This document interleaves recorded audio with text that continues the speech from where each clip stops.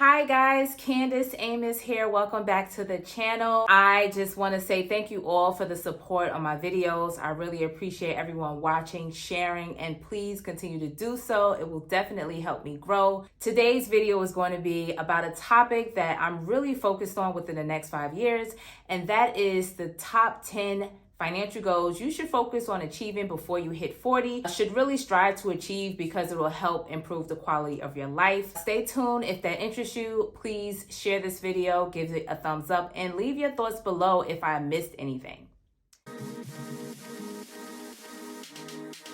One, we're gonna kick this off with having an estate plan. This is something so important. It's just about you taking control over your life and how you want things to go when you're no longer here. Especially if you're a parent and you have children, you really need to have an advisor set up. And with an estate plan, you have access to that. And if you, for whatever reason, are unable to make decisions on your own, you can appoint a power of attorney and someone that you really trust, or someone that you just kind of want to carry out the plans that you put in place should you not be able to do so. The good thing about an estate plan as well is that if you are unable to manage your finances, you can have everything that you need written out, and the court will make sure that your final wishes are carried out in the way in which you wish, because you'll be able to write a will. And again, if you have kids, you definitely want to have a will so that when you're no longer here, there won't be any fighting or a lag in how things are carried out, because it has to go through probate court. So yeah, it's good to kind of have an estate plan to have all those things pretty much nailed down. Okay, so I don't plan on working 60 hours a week when I'm 65. And I feel like establishing a side hustle is the quickest way to ensuring an alternate stream of income, so you don't have to really rely on a 9 to 5. So a low-lift side hustle for me, I feel like if you have, really charted a path in your career and, you have all of this knowledge and credibility, you can kind of like use that to your advantage to create an alternate stream of income. So that can be being a contractor a few days a week. That could also mean consulting. So definitely use what you have to develop a side hustle so that you won't have to work so hard when you get up there in age. Next is to aggressively fund your 529 college savings plan if you have children. Clearly, I have a son, he's 4 years old, and I have an account for him so that when he gets older, it won't be so much of a burden on him when it's time for him to go to college. So definitely consider investing in a 529 savings account. The good thing about the 529 is that this money just grows. It's tax-free, and that you can also make withdrawals if you need to. There are rules and stipulations. So basically, you would name someone that you want the funds to go to, and they have to go to that person. But if that person decides that they don't want to go to college or trade school or anything like that, you can appoint someone else. And you can also make a withdrawal on an account. You just have to be aware of the penalties and taxes that come along with that. But yeah, it's just another way to kind of like save money. You're investing in a market and it grows. Next, I would highly suggest paying off your debt, and with that, maxing out your 401k, retirement, whatever the plan is for you. You want to tackle those things, because who wants to be dealing with debt when you're in your 40s? You want to be living it up. You want to be, living that life, but it's kind of hard to achieve those things when you are paying off 10 credit cards every month. So cut back on some of the debt, cut up some of the cards that you don't need, and just be smarter about where you spend your money. Also, be smart about how you're investing your money. The more money you make, you want to be cognizant of that. So you want to make sure that you're maxing out that, IRA or your 401k, especially to receive the highest match amount that your company offers. Again, it helps you accumulate as much money as you can in a certain period of time, and that money grows, and yeah, it's free money. Why not? And I think so many of us, myself included, can sometimes battle with imposter syndrome, and you just feel like you're not good enough, you don't measure up, and that you still don't even have the qualifications and experience to attain the type of money you want to make. And guess what? That is all a lie.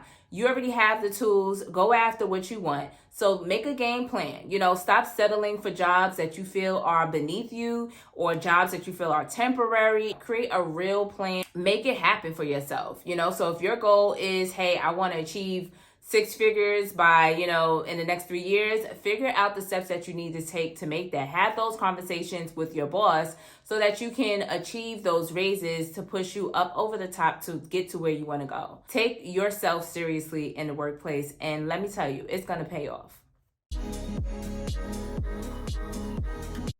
All right, this one I really love. It's called Create a Fun Fund. Yes. I'm talking about a fund so that, if you're into handbags and there's a new Louis Vuitton bag out, you can go ahead and get it with no hesitation. If you love traveling and you want to go to Tahiti, you can just book that trip and be on the next flight. Creating a fun fund, it just allows you to take the stress over planning things, and it really helps you to prioritize your happiness. That's another area that we all tend to struggle in, especially if you have kids. So if you create that fund, you're setting up automatic withdrawals from your main account into this account. You won't even think about it. And also set dates and deadlines of when you must have this fund. So if that's quarterly, if that's twice a year, do it, prioritize it, and have your fun. This one, I'm happy to say I've already achieved, and it's have excellent credit. Excellent credit, I feel like that is just like a no-brainer. If you're paying your bills and you're managing your finances well, you should have excellent credit. So I think it's important to pay your bills on time, make sure that your debt remains low, because again, that's going to just increase the quality of your life, because you're not going to be struggling and stressing out over, bills. So, and I know excellent credit isn't something that just comes overnight. It takes time, especially if you had a few mistakes in the past. But just be really diligent about trying to get there, because you'll be able to have access to a plethora of products, loans, and just so many different things. And it'll definitely boost your quality of life. You got one piece of paperwork over here, another one over there, one you haven't seen in 5 years.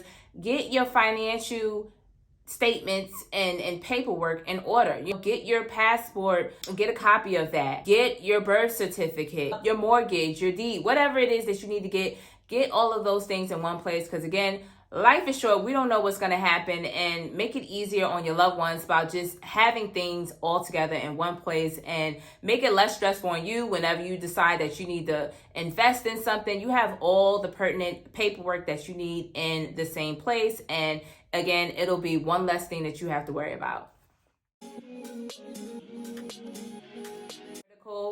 Even myself, I'm nowhere near an expert, and I know I need all the help in the world. I'm actually looking into some of these things. The first one would definitely be have a lawyer on deck. If you're going into business, you need someone to read or write contracts, or if you're in real estate, you need an attorney to help you close deals. Lawyers are really, really important, and you just never know when you may need one. So why not focus on finding someone that you can trust, someone that you can have in your life long term, someone that can be with you every step of the way. You also want to have a tax expert. The more money you make, the more complicated things can become. Having a tax expert available to help you avoid costly mistakes is really, really important. And lastly, you want to have a financial coach, someone that's going to help you get from point A to point B, someone that's going to help you level up in your life and just help you to keep growing. I think it's really important to have a second set of eyes, look at your financial status and where you are, and help you get to that next step.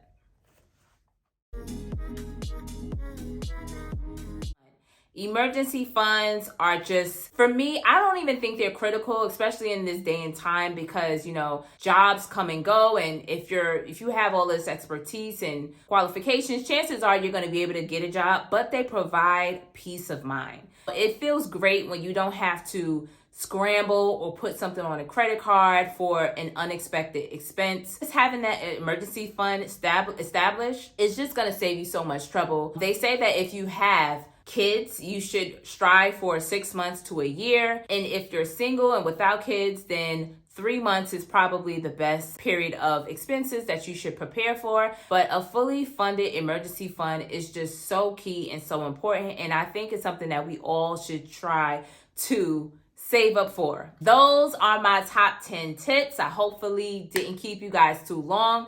If you want more information about this, please click the link down below. I actually wrote about this on my blog. Please share tips in the comments with everyone else, and I will talk to you guys soon. Bye.